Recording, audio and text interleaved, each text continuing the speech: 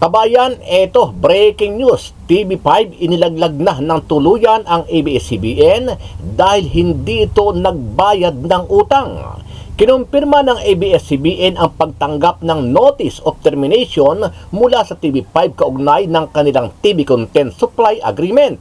Inihayag ng Kapamilya Network nitong Huwebes na ikinalulungkot nito ang desisyon, lalo na't critical pa umano ang kasalukuyan nitong recovery matapos mawalan ng prangkisa noong 2020.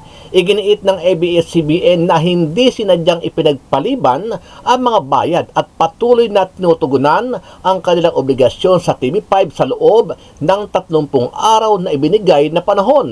Ayon pa sa network, ang prangkisa, loss at ang mga regulasyong ipinataw ng gobyerno ang pangunahing dahilan ng problema sa pinansyal na kalagayan at hindi ito bunga ng choice of mismanagement.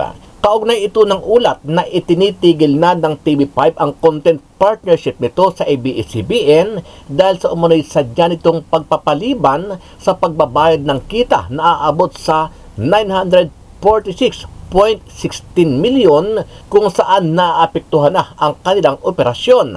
Grabe, kawawa talaga ang ABS-CBN dahil sa nangyayaring dilubyo sa kanilang negosyo.